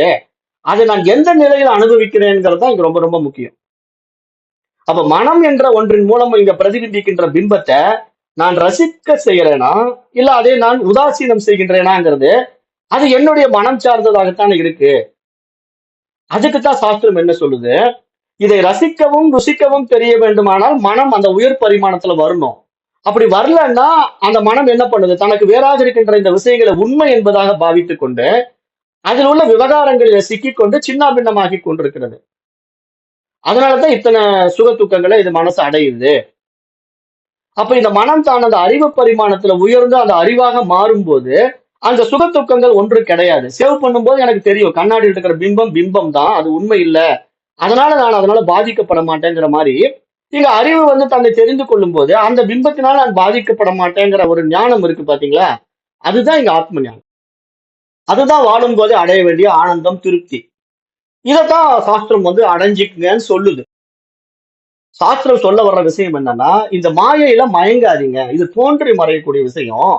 ஆனா அது நீங்க இருக்கிறதுனாலதான் இது இருக்குது. ஆனா இருக்கிறது சத்தியமா பாத்தீங்கன்னா சங்கடங்கள் அடைவீங்க. சத்தியமா பார்க்காம அதை மித்தியாவா பாருங்க. மித்தியானா வந்து போகும், ஆனா வந்து போறதை நான் என்ஜாய் பண்ணுவேன், ஆனா அதுல போய் சிக்க மாட்டேன். என்னோட தேவைக்காக சேவ் பண்ணுவதற்கு நான் கண்ணாடியை பயன்படுத்துவது போல என்னோட தேவைக்காக இந்த உலகத்தை நான் பயன்படுத்திக்குவேன். ஆனா இந்த உலகத்துல சிக்க மாட்டேன், எதுலையுமே சிக்க மாட்டேன். காரணம் என்ன? இது வந்து போகின்றவை, தோன்றி மறையக்கூடியவை அப்படிங்கிற தெளிவு தான் இங்க ஞானம். இந்த ஞானத்தை அடைஞ்சவன் தான் ஞானி. அதைத்தான் இங்க அடைய சொல்றாரு. இந்த நிலைக்கு வந்து விடுங்கள் அப்படின்னு சொல்றாரு. அப்ப இந்த விசாரணை மூலமா நம்ம அடையக்கூடிய விவேகம் என்ன அப்படின்னு பாத்தீங்கன்னா, உண்மையில் யாரும் அந்த பிரதிபிம்பத்துக்கு சேவ் செய்வதில்லை. அதே சமயம் அவ்வாறு கண்ணாடியில் தெரிகின்ற நம்முடைய பிரதிபிம்ப முகம் என்பதை நன்கு தெரிந்து வைத்துக் கொண்டு தான் அந்த பிம்ப முகத்திற்கு நாம் சேவ் செய்வது போல இந்த புறம் இருக்கும் நம்முடைய உண்மை முகத்துக்கு தான் நம்ம சேவ் செய்யறோம். அதில் எவ்வாறு நமக்கு ஒரு தெளிவு இருக்கிறதோ அது போல மனதால் ஏற்படுத்தப்படுகின்ற ஆத்மாவின் தற்செயலான அம்சங்களை வந்து போகின்ற தோற்ற பிம்பங்களாகத்தான் பார்க்க வேண்டும் அப்படிங்கிறார். மனம் என்ற கண்ணாடி மூலம் ஆத்மாவுக்கு ஏற்படுகின்ற தற்செயலான அம்சங்களை நான்காக இங்கு விளக்குறார். அது என்னென்ன அப்படின்னா, ஆத்மாவின் இருப்பிடமாக மனம் தோன்றுகிறது, ஆத்மாவுக்கு மனம் ஆதாரமாக இருப்பது போல தோன்றுகின்றது. இதெல்லாம் வந்து நெகட்டிவான விஷயம். நம்ம ஏற்றி வைத்துக் கொண்ட தவறான புரிதல்களை இங்க சுட்டி காட்டுறாரு. எப்படி சுட்டி காட்டுறாருன்னா, அந்த ஆத்மாவே மனசுல இருக்கிற மாதிரி நம்ம கற்பனை பண்ணிக்கிறோம். ஆத்மாவின் இருப்பிடமாக மனம் தோன்றுகிறது, ஆத்மாவுக்கு மனமே ஆதாரமாக இருப்பது போல தோன்றுகின்றது, மனம் வந்தவுடன் ஆத்மாவும் வருவது போல தோன்றுகின்றது, மனம் சென்றவுடன் ஆத்மாவும் சென்று விடுவது போல தோன்றுகின்றது. இந்த 4 அம்சங்கள் நம்மிடத்திலே தவறாக புரிந்து கொள்ளப்பட்டிருக்கிறதுங்கிறது இங்க தெளிவுபடுத்துறார். முக்கியமான பாயிண்ட். இதை மீண்டும் மீண்டும் கேட்டுக்குங்க. ஏன்னா நான் அந்த கிளாஸ்ல ஒன் டைம் சொல்லுவேன். அது என்ன நான் சொன்னேங்கிறத நீங்க எகைன் அந்த கிளாஸை கேட்கும் போதுதான் அந்த ரிமைண்டர் மூலமா உங்களுக்கு புரிய வரும். மீண்டும் அதை திருப்பி பார்க்கணும், அப்பதான் இதுல நீங்க தெளிவடைய முடியும். அப்ப இந்த 4 விஷயங்கள்ல நம்ம எடுத்த தவறாக மனதின் மூலமாக கூட விஷயங்களை சத்தியமா பார்க்கறதுனால சங்கடங்கள் அடைகிறோம்னு சொல்லிட்டு, ஆத்மா தன்னுடைய சக்தியாகிய மனம் என்னும் கண்ணாடியை இருப்பிடமாக கொண்டிருந்தாலும் அந்த கண்ணாடியில் பிரதிபிம்பிக்கின்ற ஆத்ம சைத்தன்யம் பிரதிபிம்ப ஆத்ம சைத்தன்யம் தான் என்ற ஒரு தெளிவு நமக்கு இடத்துல எப்படி இருக்கிறதோ அதை நம்ம இங்க உண்மையா புரிஞ்சு கொள்ளணும். ஏன்னா அது வந்து தோன்றி மறையக்கூடியது. கண்ணாடி இருப்பதினால வந்து போகுது, மனம் இருப்பதினால வந்து போகுது அப்படின்னு புரிஞ்சுக்கணும். அதனால இங்க ஆத்மா வருவதும் இல்ல போவதும் இல்ல. இது நிறைய பேருக்கு புரியுறது இல்ல. ஆத்மா வருதுங்க போகுதுங்க, அது அந்த ஆத்மா வந்துச்சுங்க நல்ல ஆத்மாங்க, இந்த ஆத்மா சூப்பரான ஆத்மாங்க, அவரு அந்த ஆத்மா நல்ல சிவலோக பதவி அடைஞ்சிருச்சுங்க அப்படின்னு 1008 ஆத்மா போடுவாங்க. எதுக்கு? ஆத்மா எங்க வந்துச்சு எங்க போச்சு புரியல. இதுதான் துவைதம். இந்த துவைதம் என்ன பண்ணுதுன்னா, ஆத்மா வந்து வந்து போற மாதிரி கற்பனை பண்ணிக்கிறாங்க. ஒரு ஆத்மாவும் வர்றதில்ல, ஒரே ஆத்மா தான் இருக்குது. அப்ப வந்து வந்து போவதாக நினைக்கிறது என்ன? மனசு. அதை புரிஞ்சுக்குங்கிறாரு. கண்ணாடியிலே மனம் ஆத்ம சைதன்யத்திற்கு ஆதரவாக இருக்கிறது என்று தவறாக புரிந்து கொண்டா ஆத்ம சைதன்யம் மனதின் பண்புக்கூறாகிவிடும். அப்படி நம்ம தப்பா புரிஞ்சுக்கிட்டோம்னா என்ன ஆயிடும்னா, அந்த ஆத்மாவே மனதுக்கு சம்பந்தப்பட்ட மாதிரி ஒரு அட்டாச்மெண்ட் வந்துடும். அப்படி வந்துட்டா என்ன ஆயிடும்? அந்த தவறான புரிதலினாலே ஆத்ம சைத்தன்யமும் வந்து போகின்ற தன்மை உடையதாக கருதப்படும். அந்த இடத்தில் உண்டான குழப்பங்கள் காரணமாகத்தான் துவைதிகள் ஆத்மா வந்து போகின்றது என்று கூறுகின்றார்கள். அதாவது நாம் ஒவ்வொருவருக்கும் ஒரு ஆத்மா இருப்பது என்பதாக அவர்கள் சொல்கின்றார்கள் என்று சொல்றார். அப்ப அந்த இடத்துல நமக்கு நல்லா புரிஞ்சுக்கணும். நம்ம ஒவ்வொருத்தருக்கும் ஒவ்வொரு ஆத்மா இருப்பதாக இருக்கின்ற அந்த தவறான புரிதல் என்ன அப்படின்னா, அந்த பிம்ப சைத்தன்யத்தை வந்து சத்தியமா பாக்குறதுனால நமக்கு ஒவ்வொருத்தருக்கும் தனித்தனி ஆத்மா இருக்கிற மாதிரி இவங்க நினைச்சுக்கிட்டு இருக்காங்க. அப்ப அது எப்ப இவங்களுக்கு அது தெரிய வரணும்? இந்த மாதிரி விவேகமுள்ள பாடத்தை படிச்சு அந்த புரிதல் வரும்போது தான் இருப்பது ஒன்றே, அது இறைவன் மட்டுமே, அவன் தான் ஆத்ம சைத்தன்யமா இருக்கிறான், அவனுடைய பிரதிபிம்பம் இந்த மனதுல பிரகாசிக்கிறதுனால இந்த உலகம் உண்டாக்கப்படுகிறது. அப்ப இந்த மனம் என்ற மாயையினால் படைக்கப்பட்ட இந்த உலகம் வந்து உண்மையில் அந்த ஆத்மாவின் அதிஷ்டானத்துல நிகழுது. ஆனால் இதெல்லாம் சத்தியம் இல்ல. காரணம் என்னன்னா, தூங்கும் போதே காணாம போயிடுது இந்த உலகம். அப்ப உண்மையில் என் மரணத்துக்கு பின்னாடி இந்த உலகம் இருக்க போறது இல்ல. அப்ப உண்மையில் நான் யார் அப்படின்னு விசாரணை செய்யும் போது நீ இந்த மனதிற்கும் இந்த தோன்றி மறையக்கூடிய உலகத்துக்கும் அப்பாற்பட்ட உணர்வு என்று நமக்கு அறியப்படும். அதுதான் இங்க நம்முடைய சொரூபம், நம்முடைய யதார்த்தம் அப்படின்னு சொல்றாரு.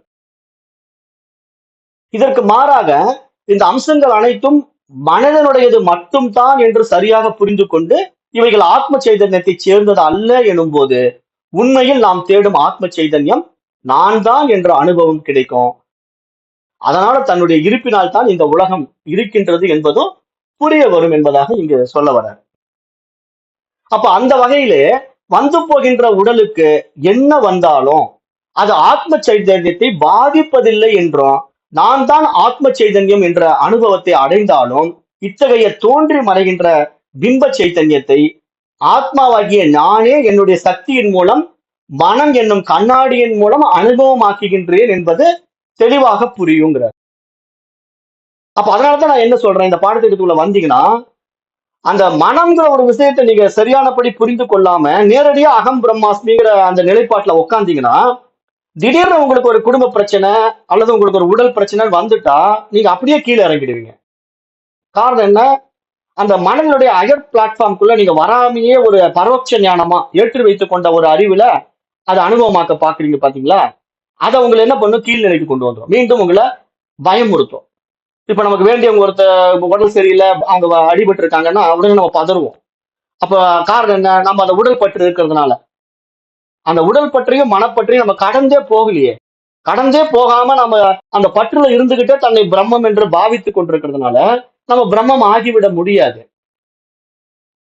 அப்போ இங்க பிரம்மங்கிற பாவனையை கடந்து அந்த பிரம்மங்கிற உணர்வு நிலைக்கு நம்ம உயரணும் இல்லையா? அந்த நிலை எப்ப நடக்கும் அப்படின்னா அது மனதின் உயர் பரிமாணத்தில் தான் நடக்கும் அப்படின்னு மீண்டும் மீண்டும் நான் சொல்லிட்டு இருக்கிறேன். இது புரியாம நிறைய பேர் என்ன பண்றாங்கன்னா, மனதின் உயர் பரிமாணத்துக்கு போக தயாரா இல்லாம சும்மா உட்காந்துட்டு இருந்தாலே நம்ம அந்த அனுபவத்தை அடைஞ்சிடலாம் அப்படின்னு எதிர்பார்க்கறாங்க. எப்படி அடைய முடியும்? அதுதான், சும்மா கல்லு மண்ணு கூட சும்மா தான் இருக்குது, அது அடைய வேண்டியது தானே நான் கேட்கிறேன். ஏன்னா சும்மா இருக்கிறதுனால எப்படி அடைய முடியும்? சும்மா இருந்து எதுக்கு சொல்றாங்கன்னா, இந்த விஷயத்தை புரிஞ்சு கொண்ட பிறகு இந்த மனம் தான் இந்த அட்டகாசத்தெல்லாம் பண்ணுதுன்னு தெரிஞ்சுக்கிட்டு சும்மா இருன்னு சொல்ல வந்த விஷயத்த ஆரம்பத்திலேயே சும்மா இருன்னு எடுத்துக்கிட்டா அப்ப சும்மா இருங்கிறது ஒரு சோம்பேறிகளுடைய நிலைப்பாடா தானே மாறும். அப்ப இங்க எதை புரிஞ்சுக்கணும், எதை தப்பு தப்பா புரிஞ்சுக்கிறோங்கிறத கொஞ்சம் விவேகம் தேவைப்படுதுன்னு இந்த இடத்துல நம்ம மீண்டும் மீண்டும் சொல்றோம். இந்த விவேகம் இல்லாம இந்த பாதையில நம்ம வெற்றி பெற முடியாது. அதனாலதான் மனிதனுக்கு பகுத்தறிவு கொடுக்கப்பட்டிருக்கு. அது எல்லா மனிதர்களும் இதை அடைய முடியாது. அது புத்திசாலிகளுக்கே உரித்தானதுன்றத நம்ம மீண்டும் மீண்டும் சொல்லிக்கிட்டே இருக்கிறோம். அப்ப அந்த புத்திசாலித்தனம் நம்ம இடத்துல மலர்வதற்கு நம்முடைய அறிவாற்றலை நம்ம உயர்த்தி கொள்ள வேண்டும். எப்படி வகுப்பறையில படிக்கும்போது 5ஆம் கிளாஸ் படிக்கும்போது ஒரு அனுபவம், 10ஆம் கிளாஸ் படிக்கும்போது ஒரு அனுபவம், காலேஜ் படிக்கும்போது ஒரு அனுபவம் நமக்கு கிடைச்சது. எப்படி கிடைச்சது? அந்த கல்வி திட்டத்தில் நம்ம கற்றுக்கொண்ட பல விஷயங்கள் நமக்கு பல அனுபவங்களை கொடுத்தது. அதே மாதிரி உடல் வளர்ந்து கொண்டே வந்தது, மனசு வளர்ந்து கொண்டே வந்தது. அப்ப இந்த உடலினுடைய வளர்ச்சி, மனதினுடைய வளர்ச்சி, கல்வியினுடைய வளர்ச்சி எல்லாம் சேர்ந்து நான் காலேஜ் வரும்போது ஒரு புத்திசாலி பையனா நான் இருக்க முடியுதா இல்லையா? அப்ப நான் சின்ன பையனுடைய சாஸ்திரி எல்லாம் பண்ண மாட்டேன் இல்லையா? ஓரளவுக்கு எனக்கு அந்த மெச்சூரிட்டி வருதா இல்லையா? ஆனா இன்றைய நிலைப்பாடு அந்த மாதிரி ஏன் இல்லாம போகுது? ஆளும் வளரணும், அறிவும் வளரணும். அதுதான்டா வளர்ச்சின்னு பெரியவங்க சொல்ற வார்த்தைய நம்ம நடைமுறையில அப்ளை பண்ணி பார்த்தோம்னா, இன்னைக்கு ஆள் தான் வளர்ந்திருக்கானே தவிர அறிவு வளரவே இல்லை. இன்று நம்ம நிறைய இளைஞர்களை பார்க்கிறோம். அவன் வளர்ந்துட்டான், ஒருத்தனுக்கு அறிவு வளரல. அப்ப என்ன பண்ண முடியும்? இது மாதிரி வளர்ச்சி இல்லாத ஒரு நிலை எங்க முடியுது? ஒழுங்கான பாடத்திட்டம் கொடுக்கப்படல, கல்வி திட்டம் சரியா இல்ல. அதனால ஆள் தான் வளர்றான், அறிவு வளரவே இல்லை. அப்ப அறிவு வளர்வதற்கான சரியான கல்வி முறை கொடுக்கும் போதுதான் இங்க இரண்டு சைமல்டேனியஸா வளர்ந்து அவன் இந்த சமூகத்துக்கு சரியானபடி வாழ்ந்து காட்ட முடியும். இல்லைன்னா அவன் எங்கேயோ ஒரு இடத்துல சறுக்கிறான். அதுதான் இங்க நம்ம புரிஞ்சுக்கணும்.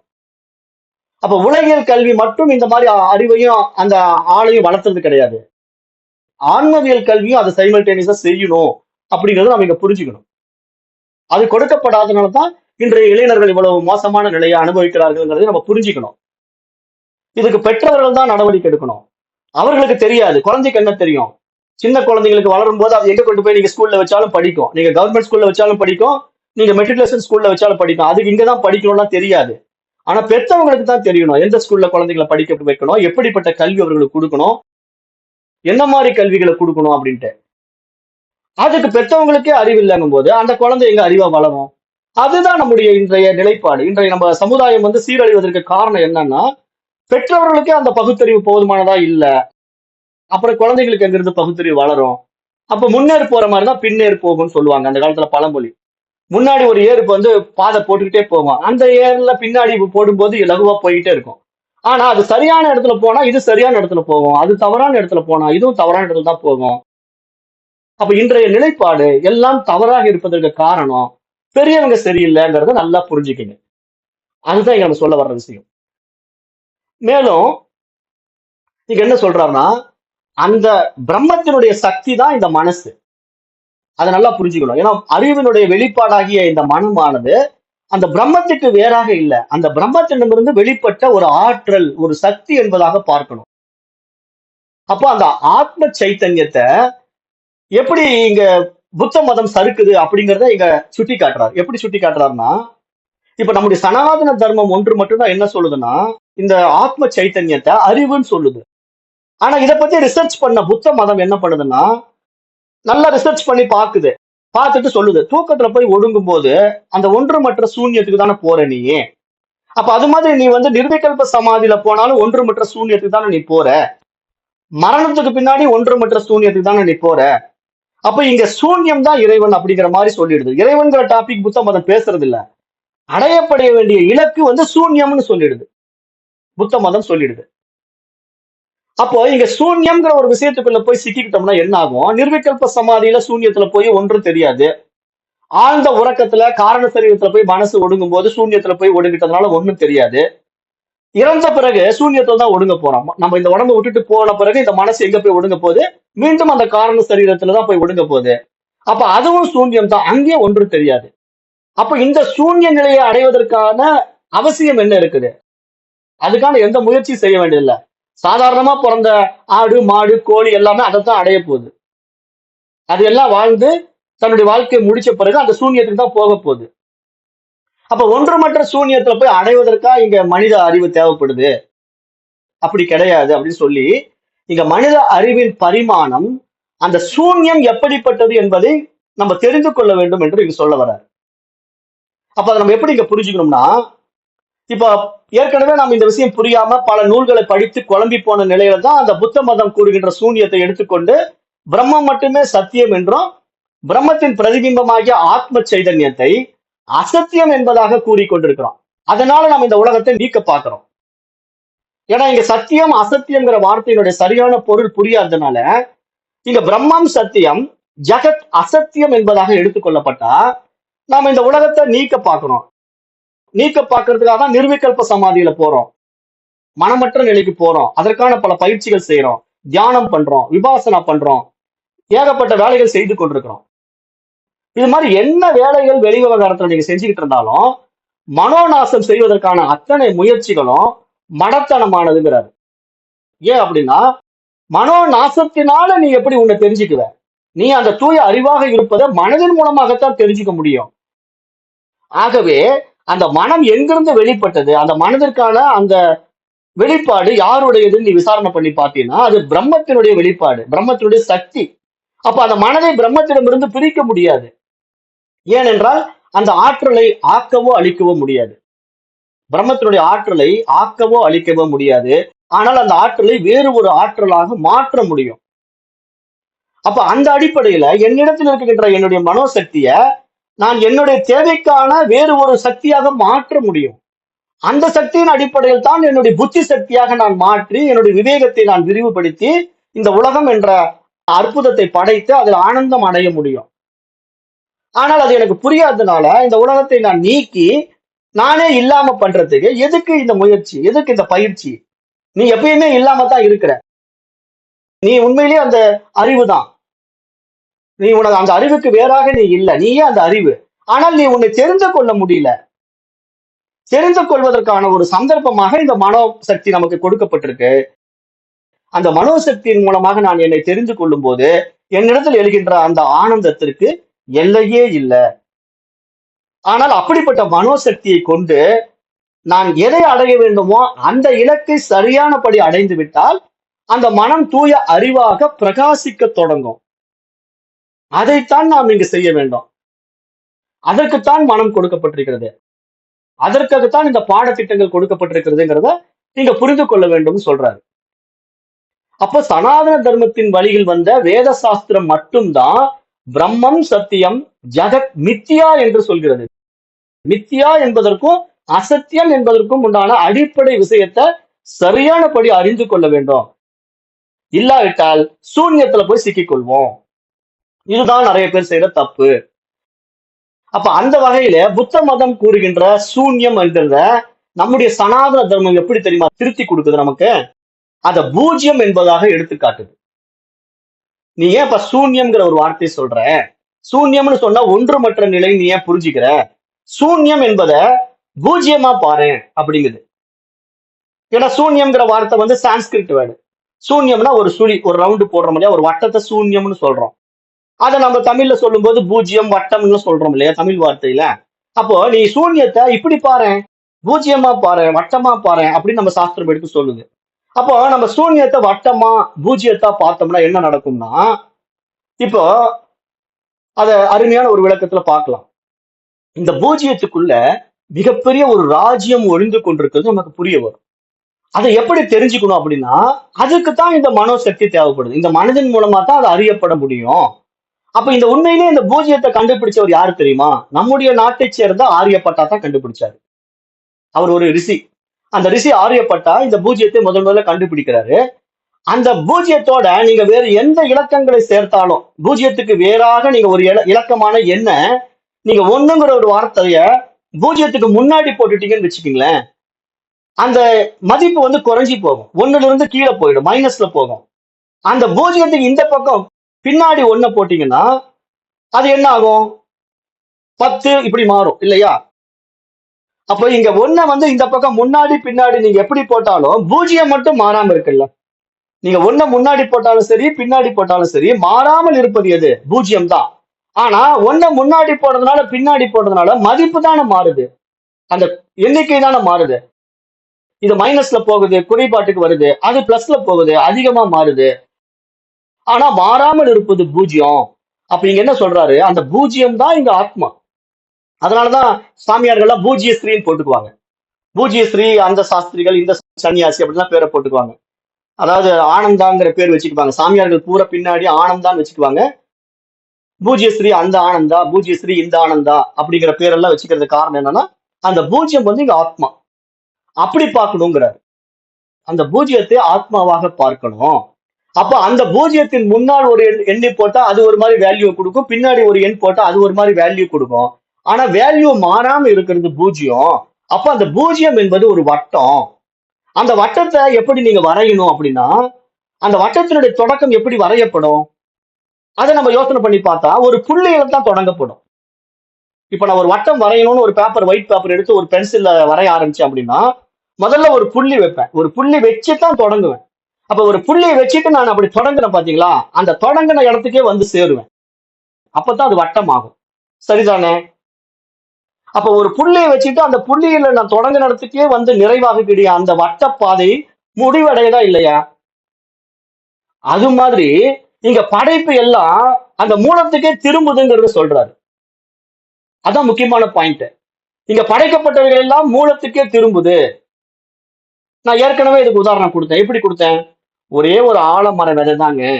அது கண்ணுக்கே தெரியல, கடுகு சைஸ்ல இருக்கு. ஆனா அந்த ஆலமர விதையை எடுத்து நம்ம விதைச்ச உடனே பாத்தீங்கன்னா அது செடியாகி மரமாகி அந்த மரத்திலே பல இலைகள், கிளைகள், பூக்கள், காய்கள், கனிகள் என்ற பிரம்மாண்டமான ஒரு ஆலமரம் படைக்கப்படுது. ஆனால் அந்த பிரம்மாண்டமான ஆலமரம் ஒரு விதைக்குள் ஒளிந்து கொண்டிருந்தது. ஆனால் அந்த விதையிலிருந்து வெளிப்பட்ட ஆலமரத்தின் இறுதி நிலை என்ன தெரியுமா? மீண்டும் விதைதான். காரணம் என்ன? அந்த பழத்திலிருந்து உடைச்சு சாப்பிட்டு பாத்தீங்கன்னா உள்ள விதை இருக்கும். அது மாதிரி ஒரு நெல்மணியை எடுத்து, நெல் விதையை எடுத்து நான் மண்ணுக்குள்ள புதைக்கிறேன். அது நெற்கதிர்களா மாறுது. அப்போ நிறைய நெற்கதிர்கள் வருது, ஏகப்பட்ட நெற்கதிர்கள் வருது. ஆனா எல்லாமே நெற்கள் தானே, எல்லாம் விதைகள் தானே. அப்ப ஒரு விதை 1000 விதையாக வெளிப்படுது. அப்ப என்ன நடக்குது? அது எங்கிருந்து தொடங்கியதோ, எந்த மூலத்திலிருந்து வெளிப்பட்டதோ, மீண்டும் அந்த மூலத்திற்கே திரும்புது. இதுதானே பூஜ்யம், இதுதானே தொடக்கம், இதுதானே ஆரம்பம். அப்ப ஆரம்பமும் முடிவும் எங்க இருக்கு? ஒரே இடத்துல இருக்கு. அதுதான் இறைவன். ஆதியும் அந்தமும் இல்லாதவன். ஏன்னா அவனுக்கு முடிவும் இல்ல, தொடக்கமும் இல்ல. அந்த வட்டத்திலேயே இருக்கிறான் அவன். அந்த வட்டத்துக்குள்ளேயே உலகம் இருக்கு, இந்த வட்டத்துக்குள்ளேயே ராஜ்யம் இருக்கு. அந்த ராஜ்யத்தை நீங்க எங்க நிறுத்த முடியும்? அந்த புள்ளி வச்சுட்டு இந்த வட்டத்தை தொடங்கிட்டீங்கன்னா, மீண்டும் அந்த புள்ளிக்கு வந்து முடிச்சிட்டீங்கன்னா, அந்த வட்டம் வந்து ஒரு சுழற்சி ஆயிடுது. அந்த சுழற்சியை நிறுத்த முடியாது. ஏன்னா அதுதான் இயக்கம், அதுதான் அந்த சக்தி. அந்த சக்தி எப்பொழுதும் இருந்து கொண்டே இருக்கும். அப்ப இந்த உலகம் என்பது ஆக்கவோ அழிக்கவோ முடியாது. இது எல்லாம் மனதினுடைய வியாபகம். அப்ப இந்த மனம் வந்து இருக்கிற வரைக்கும் இந்த உலகம் இருக்கும். மனம் இல்லாம போனா உலகம் இல்ல. யாருக்கு? அந்த தனிப்பட்ட மனதுக்கு. இப்ப நான் வந்து இறந்துட்டேன்னா என்னுடைய மனசு ஒடுங்கிடுது. அப்ப நான் வந்து அந்த உலகத்தை விட்டுட்டு போயிடுவேன். ஆனா மற்றவர்களுக்கு இந்த உலகம் இருக்கத்தானே செய்யுது. இப்ப நீங்கெல்லாம் இந்த உலகத்தை அனுபவிச்சுட்டு தான் இருப்பீங்க. அப்போ ஒவ்வொருத்தருக்கும் அவரவர்களுக்கான உலகம்ங்கிற ஒரு விஷயம் இருந்து கொண்டே இருக்கும்போது, அப்ப இந்த ஒட்டுமொத்த மனங்களுக்கும் ஒருத்தன் இருக்கிறான் இல்லையா? அவன் தான் ஈஸ்வரன். அவன் தான் சக்தி. யாருடைய சக்தி? அந்த பிரம்மத்தின் சக்தி. அப்ப பிரம்மத்தின் சக்தியாகிய ஈஸ்வரனை ஆக்கவோ அழிக்கவோ முடியாது. இப்ப புரியுதா பாயிண்ட்? அப்ப ஈஸ்வரனை ஆக்கவோ அழிக்கவோ முடியாது. ஆனா ஈஸ்வரனுக்குள்ள இருக்கின்ற மற்ற ஆற்றல்கள், மற்ற மனோசக்திகள் மாறிக்கொண்டே இருக்கும். வேறு ஒரு பரிமாணத்துக்கு போய்க்கொண்டே இருக்கும். அப்ப இந்த பரிமாணம் நமக்கு புரிஞ்சு போச்சுன்னா, நான் எந்த இடத்துக்கு போகணும்? நான் தனித்துவமா இருக்கக்கூடிய என்னுடைய மனோ ஆற்றலை ஒட்டுமொத்த பிரபஞ்ச ஆற்றலாக மாற்றும் போது எனக்கு என்னுடைய உண்மை சுரூபம் அனுபவம் ஆகுங்கிற பாயிண்ட்ல இன்றைய நேரம் கருதி இந்த வகுப்பை நான் நிறைவு செய்யறேன். காரணம் டைம் பத்தாது. இன்னுமே இந்த சப்ஜெக்ட் வந்து பிரீஃபா போகும். அப்ப நாளைக்கு வச்சுக்கலாம். ஆக இன்றைய வகுப்பை இத்துடன் நிறைவு செய்யலாம். நன்றி. ஓம் தத்சத்.